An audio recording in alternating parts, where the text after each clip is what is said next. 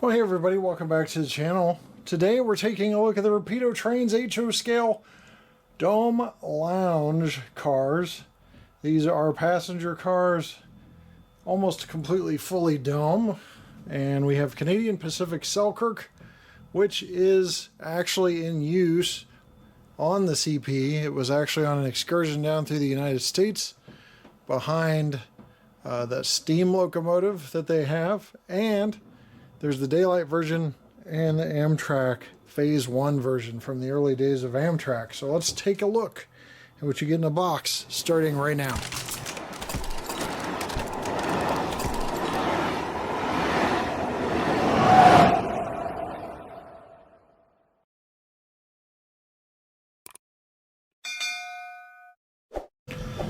After you slide the outer protection off, that kind of keeps the box safe from shelf wear.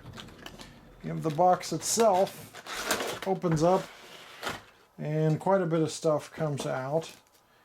You have a little baggie with some long chain couplers.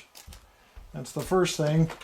Tucked under the box are different stickers, as you can see here.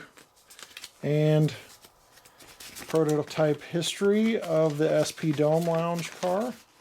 Says the recommended radius is 22 inches for this.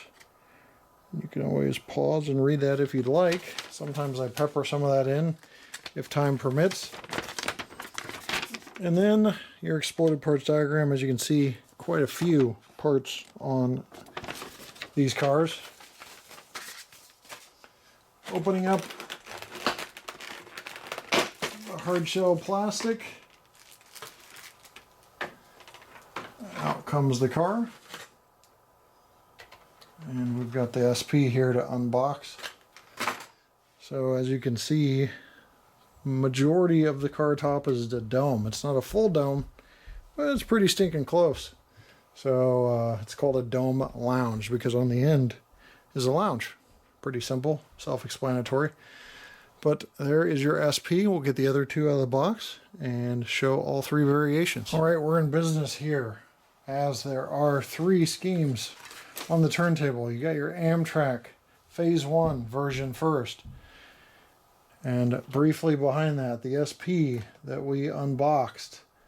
And behind that, Canadian Pacific Selkirk, still in use today. So let's go back to the Amtrak Phase 1, take a closer look at some of the details. And then we've got to get to operation because these cars are lighted. So we'll zoom in real quick on one end of the car and start talking about all of the detail you see present here. So for starters, you have diaphragms, which are fixed diaphragms. You have door latch detail in the end here and a different color paint to the door. So accurate for Amtrak Phase 1 version of this car. Coupler cut levers, metal coupler on the end here, silver tipped, well not silver tipped, but accessory hoses and brake line hose I should say. On the top, separately applied grab irons and roof vent, I believe is that what that is.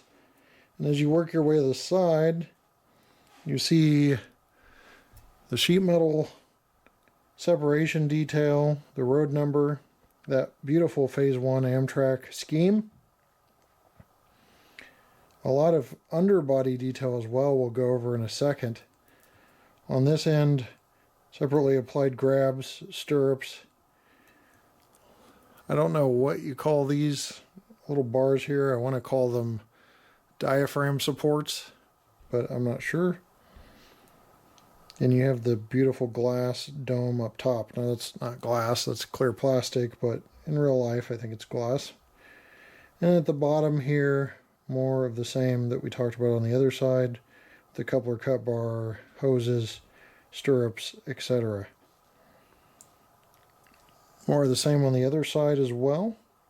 But really where the detail starts to pop, other than the inside, is on the bottom, because there's just so much of it. Not only do you have rotors on the wheels, which are modeled here, you have all of this underbody detail. along the length of the car, compartment detail, plumbing, tanks, you name it, it's on the underside of this car. And there's a quick look at the trucks. See the brake shoes and other details, and the side view of this as well. Now up top, we can take a peek inside and see you have little ashtrays or tables. You have different color seating, blue up top, and then this separate color down below with benches that are accurate to the real thing. They kind of spare no expense, and even here is a really good view of this. If I can zoom in just a little more. Camera doesn't want to cooperate. We're an amateur operation here. You can see, that's about as far as I can go without the camera getting blurry again. You can see handrail detail inside for passengers to go up to that upper level. You can see a map of the Amtrak routes on the wall there. This is the only company, Rapido, that does this type of insane detail on their passenger equipment, and frankly some of their freight equipment too, on the underbody detail especially. So overall, I hope that gives you a good view of the inside, because there's a lot really to see, and it's hard between reflections and angles to get it all. But you can see those little ashtray or tables there. Seating, they have different types of seating like I mentioned before. And on this end, if I can get through a window to see it,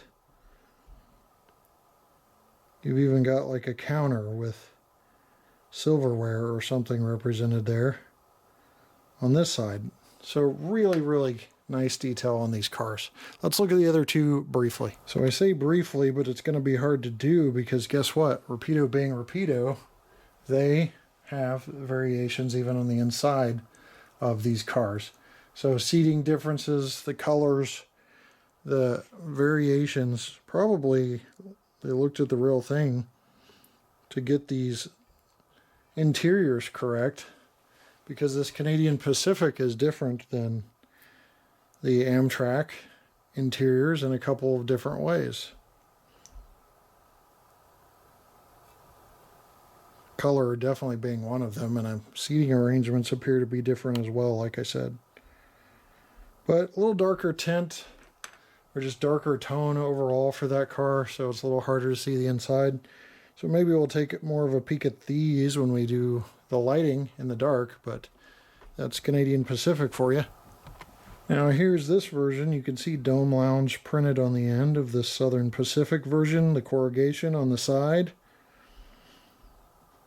All of the compartment detail there below. Looks like a bunch of very fine warning labeling. Those aren't giant T's, I promise you. And you can see the separately applied grab irons a little more prominent on these. Now, this is the SP version. And once again, look, what do we see right off the bat? Difference on that wall art there. You can see that floral pattern on the wall art of the SP version. There's different colors and seating arrangements inside as well. So these are one of the few items that I wish you were here with me to really see all of the detail, because the camera has a hard time keeping up with all of the different detail to show you on these models. Now these cars, car end to car end is about 11.75 inches, so 11 3/4 inches.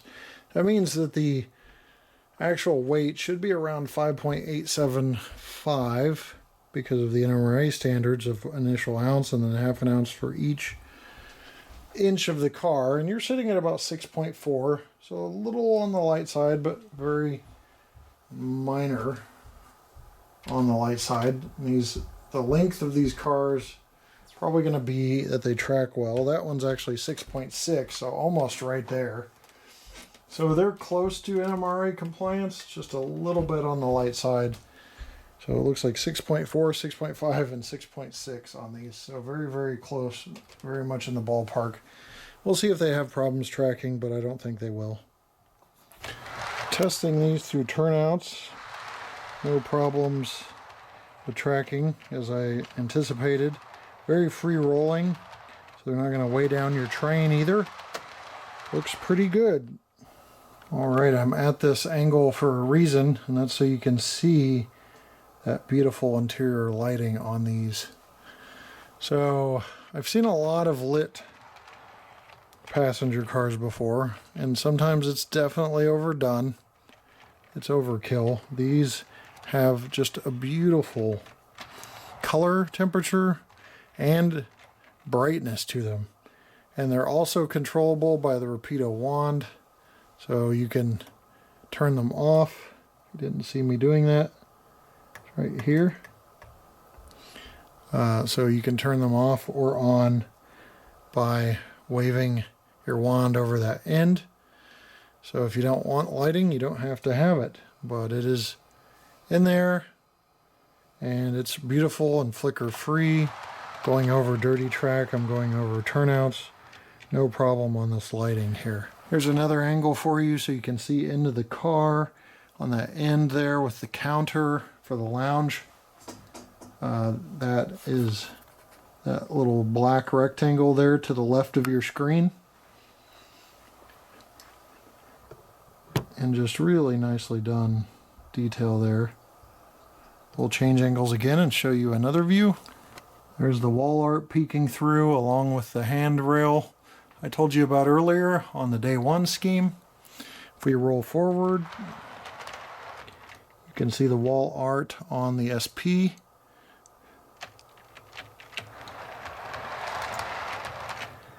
And there's that area on the Canadian Pacific version. So just beautifully done. Where the lights are coming from is the roof, but there's just such little slits you don't have shine through. You have a nice level, nice brightness, and color temperature like I mentioned. And here's lights on in the layout room in case you wanted to see if there's any shine through, but honestly, these are so subtle that you're not going to get much light shining through during the day. You might see a reflection from the end. That is about it on these cars.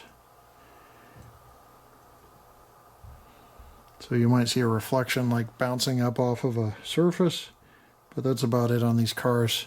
You can see a little bit of lighting with your layout lights on, but that's about it. All right, that's going to wrap up our view of these full dome cars. The layout's currently down due to some work going on. I've got a lot of work going on actually over here, making space for the new Volkswagen plant. So it won't be a run by, but you saw these cars in detail, I think, well enough to make a decision. And I hope you enjoyed the look at these. I think they're great cars and great detail. So with that said, have a good day. We'll see you next time right here on the channel. Many of the products you see in this video are available at trainworld.com. Since 1968, this family-owned business has been serving the needs of the modeling community with 2 New York brick-and-mortar store locations in Brooklyn and Long Island, plus their vast array of online items. Shop 24/7 at trainworld.com.